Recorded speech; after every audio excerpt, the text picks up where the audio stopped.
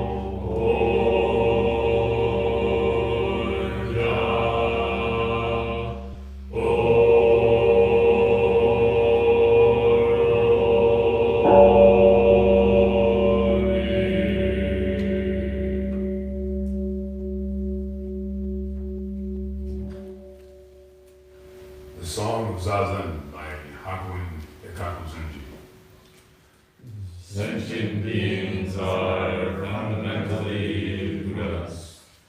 It is like ice and water. Apart from water, no ice can exist. Outside sentient beings, where do we find the Buddhas? Not knowing how near the truth is, we seek it far away. What a pity! We are like one who, in the midst of water, cries in thirst so imploringly. We are like the rich man's son, who wandered away among the poor. The reason why we transmigrate through the 6 worlds is that we are lost in the darkness of ignorance, going astray further and further in the darkness. When are we able to be free from birth and death? As for the Zazen practice in the Mahayana, we have no words to praise it fully. The virtues of perfection, such as charity, morality, and the invocation of the Buddha's name, confession and ascetic discipline, and many other good deeds of merit. All these return into this. Even those who have practiced it for just one sitting will see all their harmful karma erased. Nowhere will they find deluded paths. The Pure Land will be near at hand.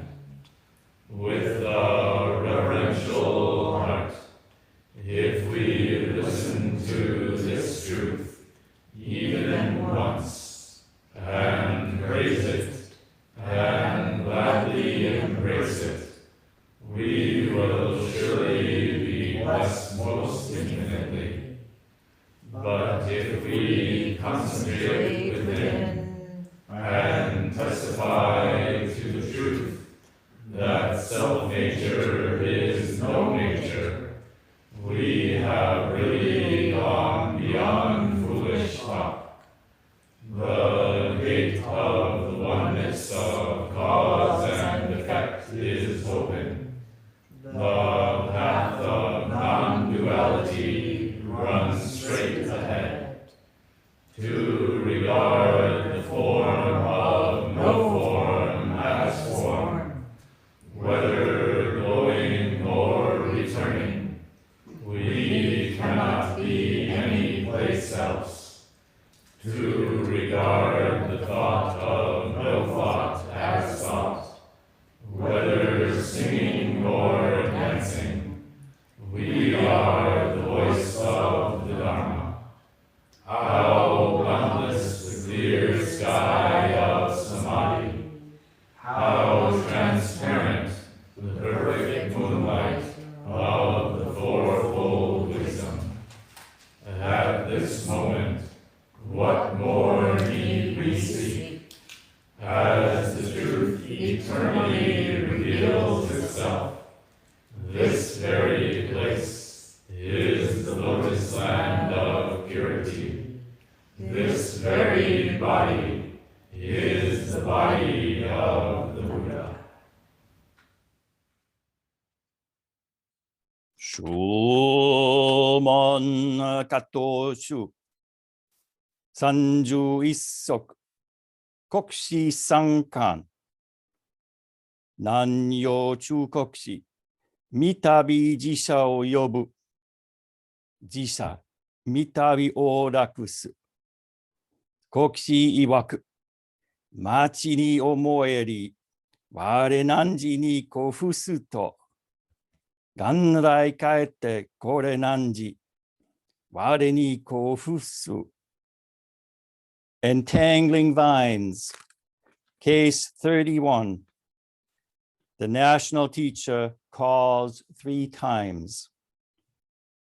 The national teacher, Nanyo Echu, called to his attendant 3 times.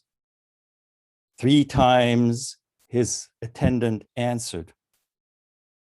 The national teacher said, I have always thought I let you down, but actually, it is you who have let me down.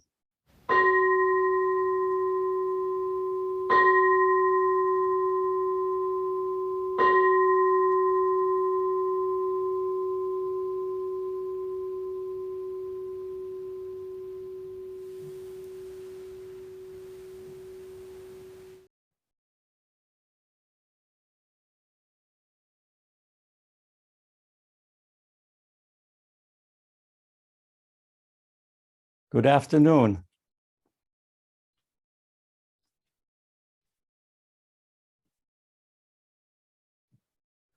Today is April 11th.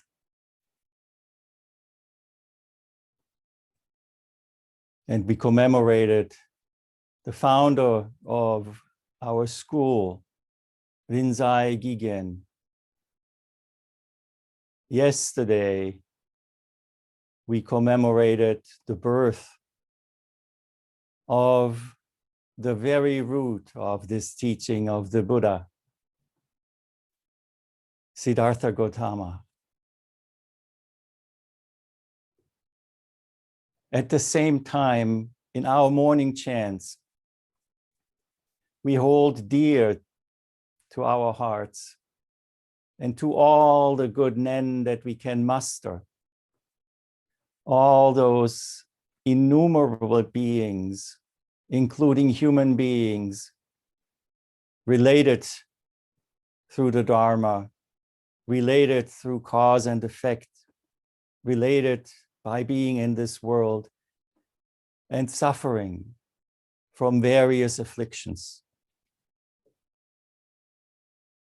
It seems extreme to have these open gaps between the wonderful news of the birth and at the same time to be aware of the transience, the fragility, and the all but certain limitation to our human existence. What better place to address than together with you? We all together on this same ocean, on this journey that we call Angya, the pilgrimage from birth to death. The profundity of this is rarely fathomed, not because we are unable to do so for our own personal karmic impediments, but often through the mere set of conditions under which life arises. I am always very, very grateful to be able to be here with you, to be here with the living lineage, Chigan Roshi, Noritake Roshi, Yamakawa Roshi, many, many, but still so few, and practitioners of all ages, of all traits, but of one heart.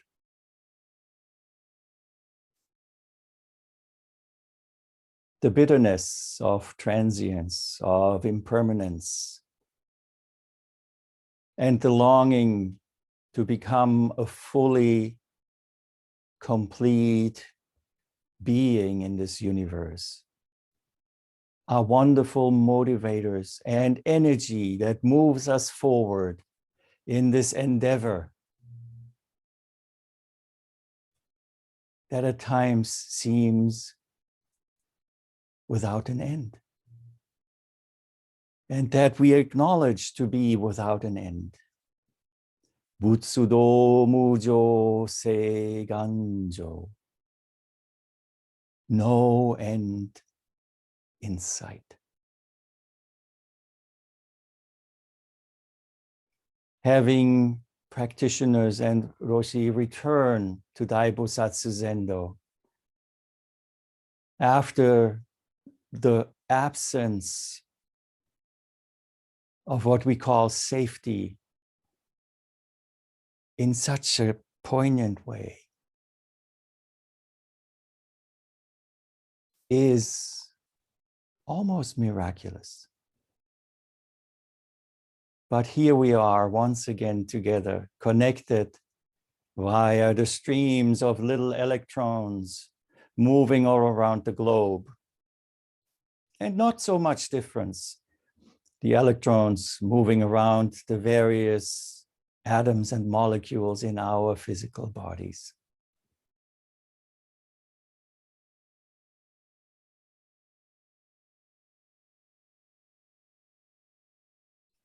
So today, we face a very well-known case.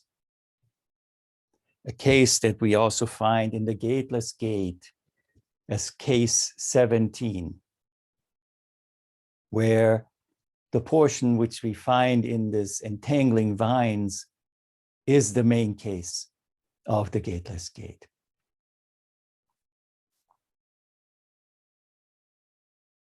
On this day of the Rinzai Zenji Memorial, we will have the privilege to look at one of his predecessors, just a few generations away. And already we can spy, we can see some of the elements that are alive to this day. So who is it who we encounter here? We speak about the national teacher. When we study Buddhism in an academic way, Chinese Buddhism, Japanese Buddhism, we will find many, many different national teachers. What they all have in common, besides being of various Buddhist lineages, is that the title is bestowed onto a teacher after they depart, after they transform into boundless dimensions. And the title is bestowed by the emperor. The Tenno in Japan, the emperor, or the son of heaven in the Chinese dynasties. So Chu Kokushi, national teacher Chu, never knew that he was called a national teacher. He studied with the fifth ancestor. He began his Zen studies there. Daiman Gunin Zenji. And later became the student of Daikan Eno Zenji, the sixth ancestor. We know from our lineage chant that Nanyo Etsu is not in our lineage. So it was another fellow brother monk of Nanyo Etsu who carried forth the lineage that led to Rinzai Gigen. But nonetheless, Nanyo Etsu was an outstanding teacher. He died in the year 775. We don't know exactly when he was born, but various calculations of his age point to the fact that he was at least in his 90s when he passed away. Some, of course, would like to say he was way over 100 years old. Nanyo Etsu, after he received the seal of approval and his transmitting teacher, Daikan Eno Zenji, sent him away. And Nanyo Etsu went to one spot in which he stayed for 40 years. The mountain is called Mount Byakudai. Another reading is Ryakudai. And the temple was called Kokanji in a valley of the name Tosu. And there he stayed, but not alone. There was a companion with him by the name of Seiza-zan. Together, they practiced. Of course, there were some other monks coming as well, because staying in the mountain in those times, a mountain is a temple. And at times, temples had hundreds of disciples. So, but we can say that Seiza-zan and Nanyo Etsu were co-teaching, leading the group of practitioners in Zazen mostly. And through that, for such a long time, people take note. One sits for a long time in a mountain monastery. Some people take note, like the emperor. In this case, Shukuso was the name of the emperor who sent emissaries asking Nanyo Etsu to come and become the teacher of the Son of Heaven.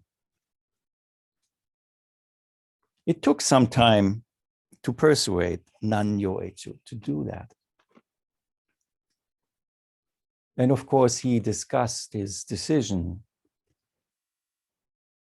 with his co-abbot, Seiza-san. Oh, it is too early.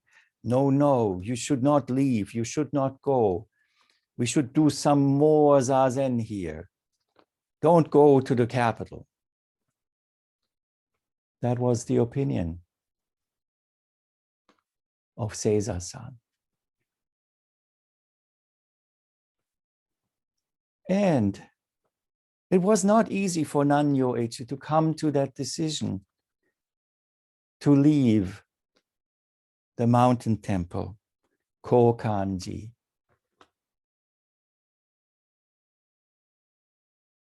Yesterday, we heard Chigan Roshi read about the story of the Buddha. And the time between the Buddha appearing as the Buddha, turning from Siddhartha into the awakened one under the tree, and the first sermon that Chigan Roshi spoke about is extremely significant. Nanyo Echu went through a similar kind of phase. Here we sit on this mountain with clarity. Not a word needs to be uttered. The song of the bird, even through the microphones during Zazen, give better Teisho than anyone. Nothing needs to be said. Yet, dukkha manifests all around.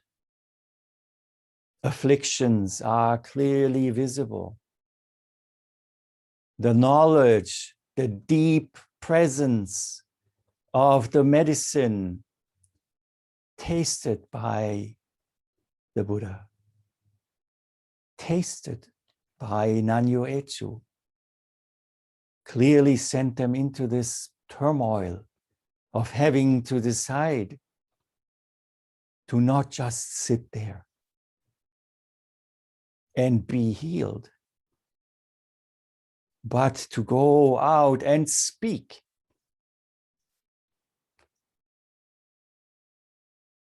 To break the silence, to utter words, however short they might fall of what was meant to be expressed.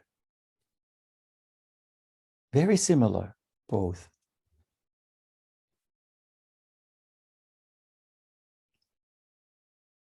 Nanyo ended up deciding to go to see the emperor and to become his teacher of Buddhism. When Nanyo arrived in the capital,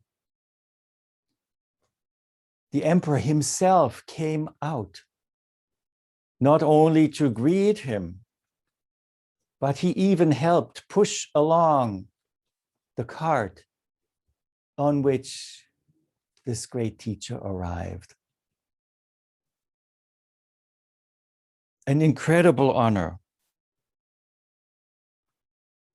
Yet Nanyo still was thinking back to his companion, Seiza-san, continuing to do Zazen. And as it goes, we hear the history of Nanyo Echu, but of Seiza-san, no more is known.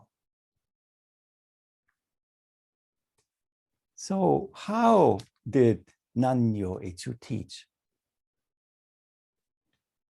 Here is one mondo, or one of these Zen stories that tell us about Chu Kokushi. One day, a government official by the name of Kyogunyo asked Chu Kokushi. You can imagine being in the capital of this great Chinese empire with educated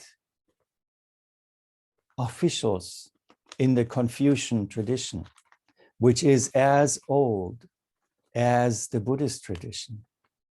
The questions come up and great interest arises in finding out more. So this official, Kyogunyo, asked Chu Kokushi, well, what kind of training, what kind of practice were you doing those 40 years on that mountain, Hyakugai in Kokanji? Well, good sir, tell me. Chu Kokushi called over one of the young boy attendant servants. And when he came, he gently caressed the boy's hair and said, if you are this, then directly say you are this. If you are that, directly say you're that.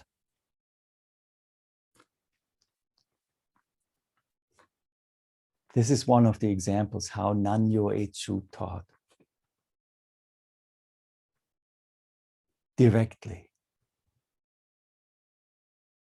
He is seen as somebody who mastered the rigor of this practice for 40 years. And if we'd like to make and pass some judgment, we could say that Nanyo Echu was able to break free from the rigor and to go out, to let that heart flow. That came with it, that developed through it. So if at times we ask ourselves in this practice and we doubt, well, this is too difficult, this is too strict, what can help is to look at our predecessors and to see how through this practice a great heart can develop. And of course, frankly, it might not be the right thing for everybody. It is not a panacea. And everybody is encouraged to find the medicine that cures one's particular illness.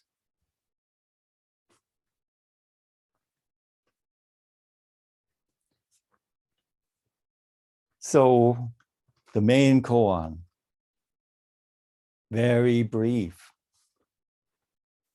a description of an event of the master calling his attendant 3 times and the attendant answering 3 times.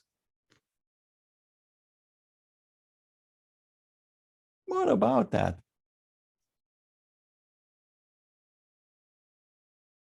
Even the name of the attendant is absent. We don't know who it is, but history tells us that Nanyo Echu only had 1 successor, and his name was Oshin Tangen.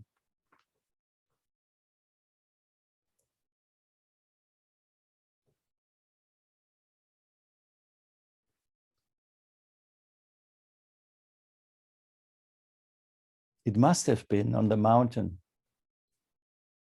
where they met and where he served as the attendant. The word for attendant, we all know because we have them sitting in those at least two zendos I'm seeing here on the screen. It's the jisha.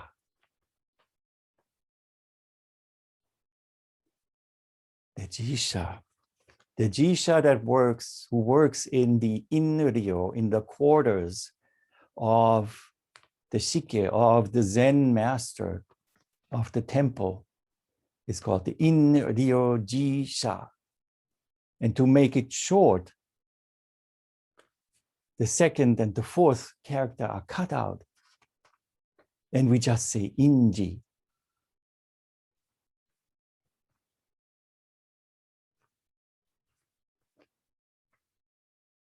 Yogen Senzaki told the story in a way like the following. One day, Chukokushi called out, "Oshin!"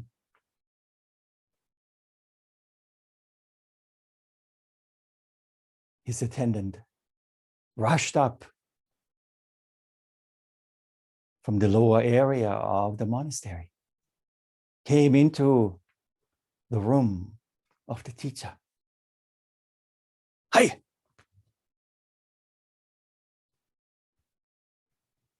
Oh, thank you for coming, but I don't need your help right now.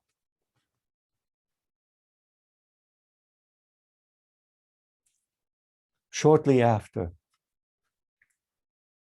Oshin! Once again, Oshin dropped whatever he was doing and ran up. Hi! Oshin, thank you, but I don't require your help right now. And the third time, shortly after, Oshin! Appearing right there, opening the door. Hi!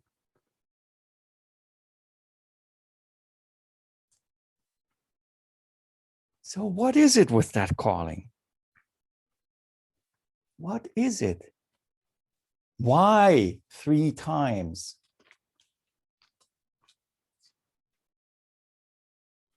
Who is calling? What is calling? Who is being called?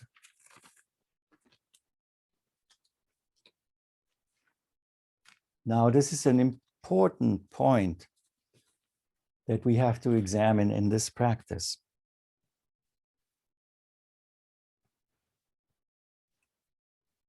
We all know calling. We go to the park or we take a walk. And there's one kind of calling where we see the little kid, "Mommy, mommy, mommy, look at me, look at me. No hands." And delighted. Our attention goes right there. So does the parents' attention. Very naturally. We see a natural manifestation of no difference.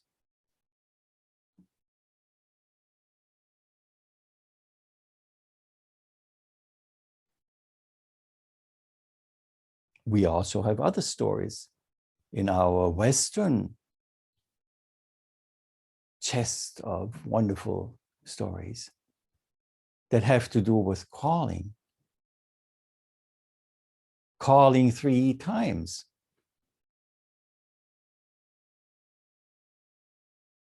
The young man who was entrusted with taking care of the village's sheep. Yet a wolf has been around. And out there, beyond the veil, taking care of the sheep, the young man got lonely. And he recalled, well, I was told when the wolf comes and I need help, I should just cry as loud as I can. And the village will come. The villagers will come and help me defend against the wolf. I feel so lonely. Do you really think they would come? Let me try.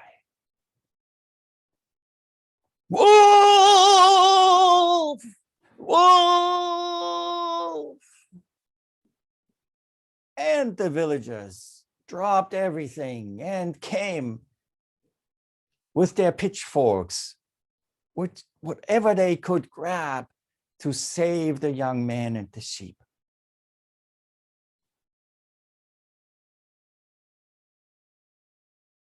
They came. All the sheep were there. Not a trace of the wolf. Oh, I'm so sorry. It was a mistake, said the young man. And so it continues, you know. I don't think I have to tell the whole story. He became lonely again. Or maybe his mind was playing with him. How often do we see a wolf where there is none? For this or that reason.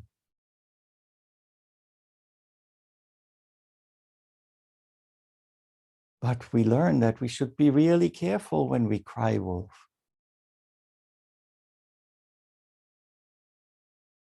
Because after the second time, when the villagers came and there was no wolf, the third time, when the real wolf arrived, nobody was paying attention anymore.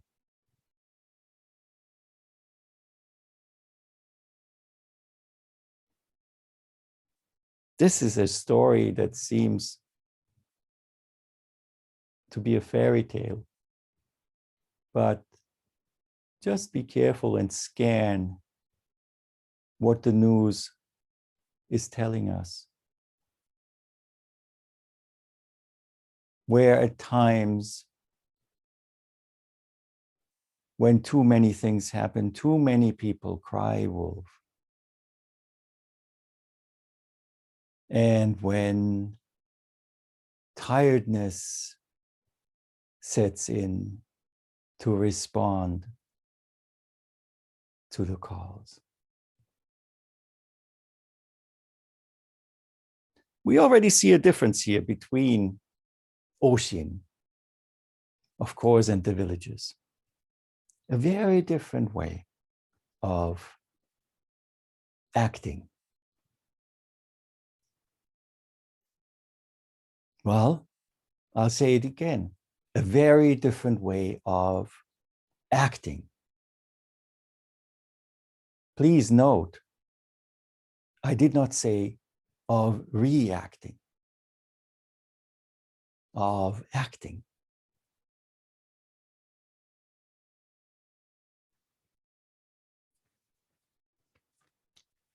Action. When the national teacher calls from Mushin, this place of no self, of no person calling. Oshin! Even though the silence is broken, even though we enter the realm of the 10,000 things,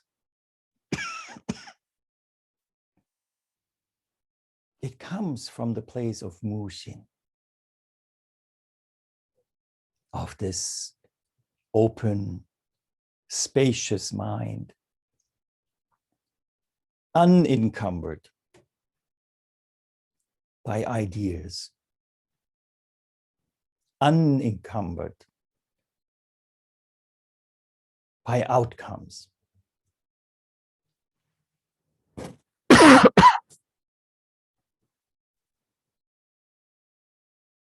Recognized by the person whose name was called. Oshin recognizes and stops everything that is going on, drops everything, beginning with the idea of Oshin.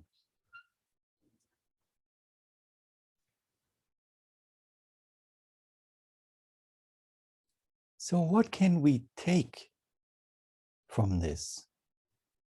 What can we see in this story? And these questions are asked throughout the history of Zen. Even just a few generations later,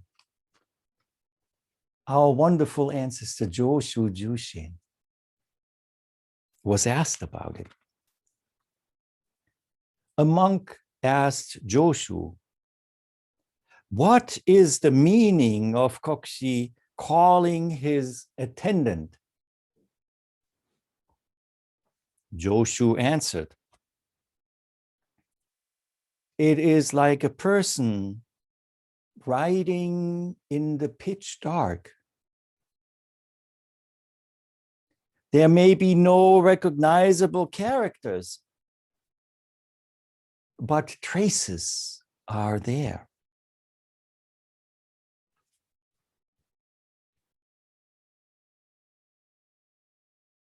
As soon as Echu calls, of course,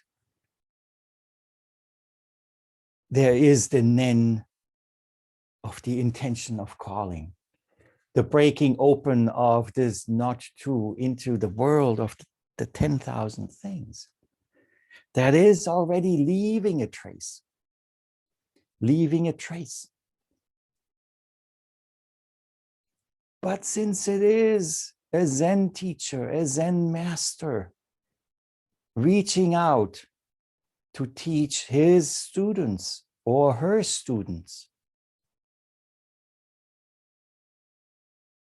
the compromise is made to put it in words. Oshin. The character is written in the dark, but nothing is attached to it. No baggage, no intention, no identification. Mushin. And also Muga, no self. Now on the other side, what we should in colloquial terms call the receiving side, we have to see beyond that as well, you know? Recognition of the call. We all have these experiences, no doubt, when your mother called you, when your lover calls you.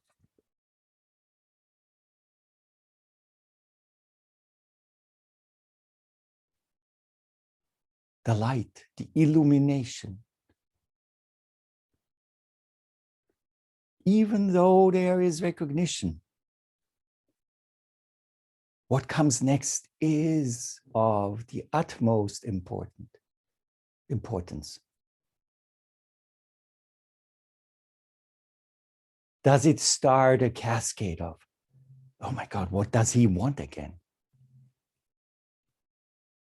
Or is it a response of a practitioner who has spent the time on the cushion, the time in Samu, in interacting with fellow practitioners, the world, and the 10,000 things, and does not get sucked into doubt, question. How should I react? Who called? Hi! Immediate action.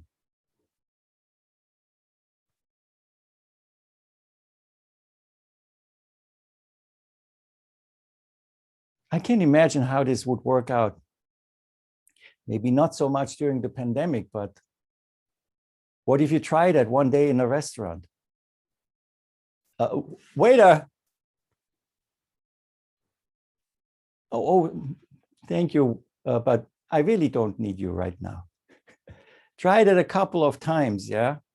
And I think the level of service will go down significantly. Or you have to leave a really, really big tip.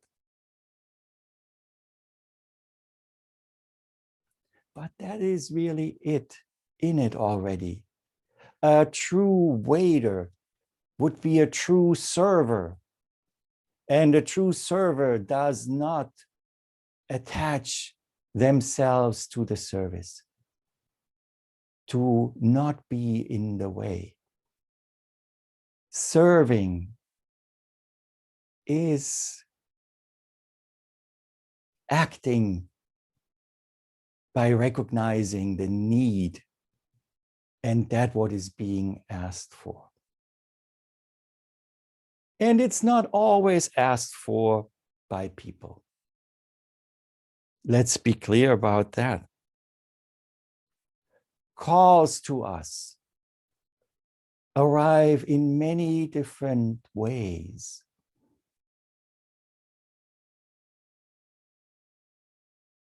If I dare say, all of us are acting upon a deep call that pulls us into this kind of practice, into the investigation of this human condition, into illuminating and clarifying the great matter of birth and death. And this is a call that we don't respond to with words either. But we learn to hear it and to act with it. So no response is needed. Response is already too much. When the bell rings, when Shinrei is heard, whatever we do, up we get. It's time to go to the center. When the clappers sound, without doubt, action.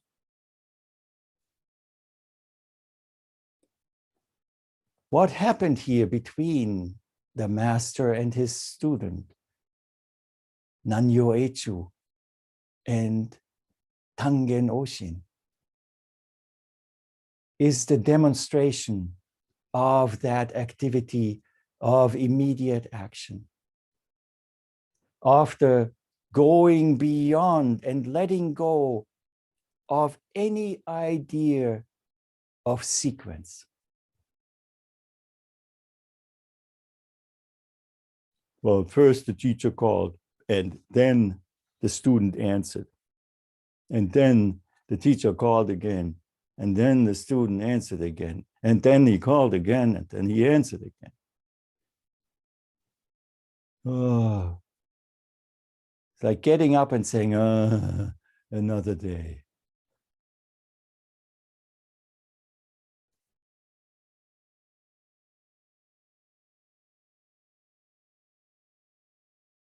Versus getting up and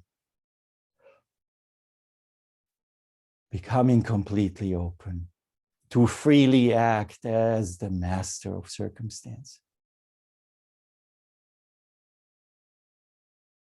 Even the thinking and the ideas that we find at times in the teachings of the Buddha are just ideas. Cause and effect. First the master called and then the student answered.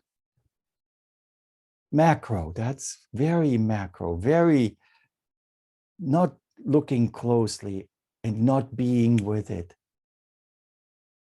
Cause and effect. Binary. No. Always present. Ocean. Hey.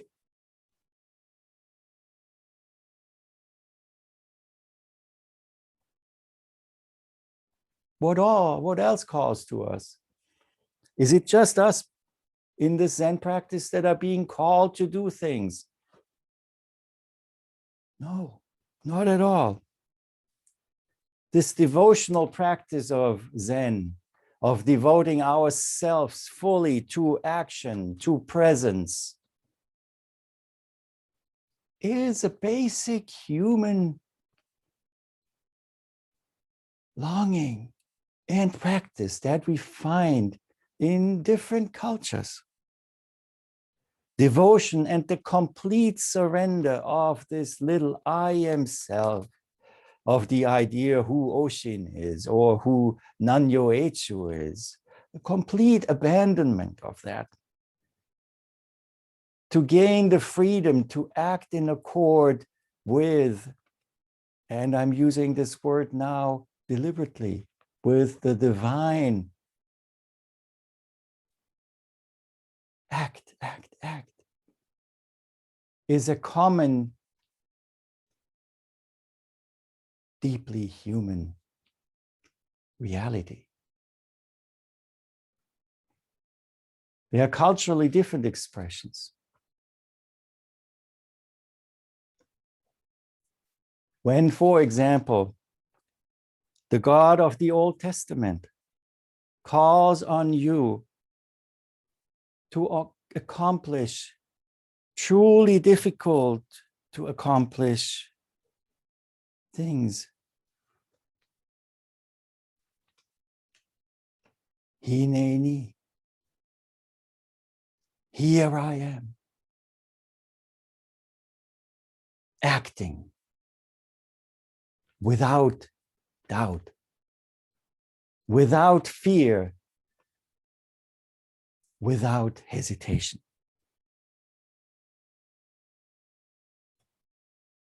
The acting that becomes reacting because it is muddled up, entangled through identity, through fear, through doubt, is always caught up. Reaction. Not, hey!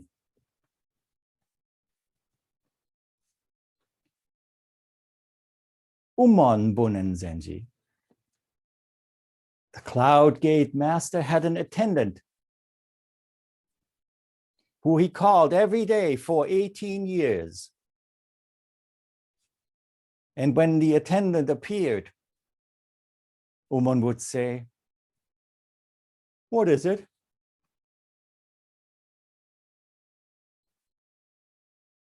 It took the attendant 18 years to catch on. But after 18 years of this service, the attendant awakened. And when that happened, Umon said, from now on, I won't be calling on you anymore.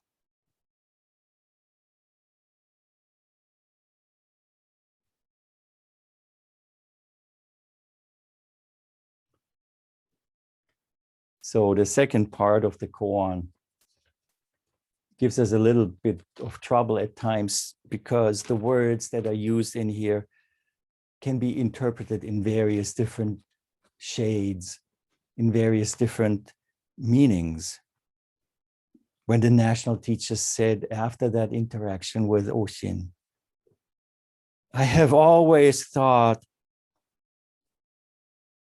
I let you down, but actually it is you who have let me down.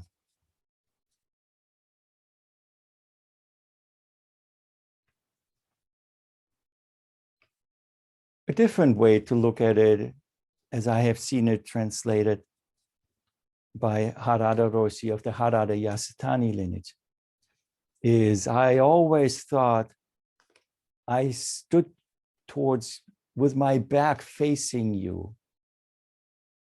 But now I see you are facing me with your back.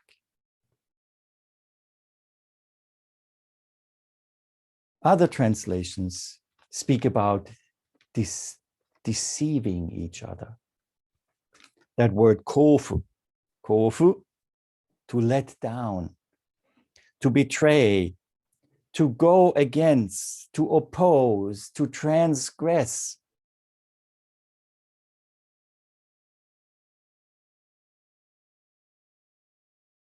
And that seems so negative when we look at it. Insult.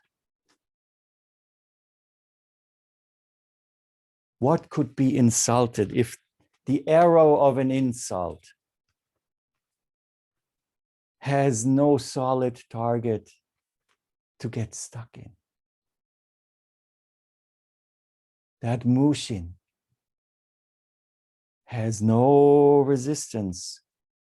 There is nothing to be hit, nothing to be injured. Insult beyond insult. Complete insult. Complete turning one's back.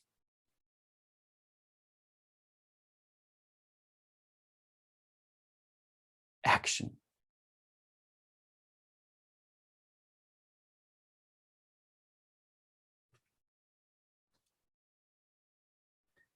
So let's go beyond the ideas of sequentiality, the idea of time. Let us open up to this simultaneous nature of action. When the Han is struck, without doubt, without hesitation, without fear, without any identification, the mountain and the lake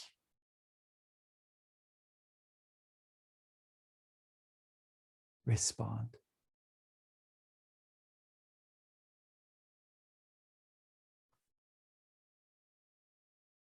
The vastness that opens up through this is one of the unspeakable gifts that we may taste in this practice. Since it is Rinzai's commemoration today, it just fits to give Master Rinzai the last word.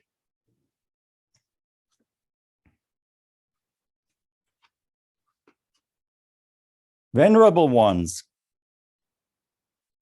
I cannot these days cease from using a lot of words and come out preaching many inept things. But do not let yourselves be deceived. As I see it, there are not really so many principles. If you want to act, just act. And if you do not want to act, then rest. It is said that the 6 parameters and the 10,000 practices are the Buddha Dharma. I say, there are but methods for spiritual adornment and for carrying on the Buddha's work. They are not the Buddha Dharma.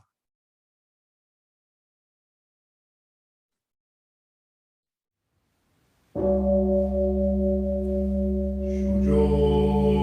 Muen Seigan Do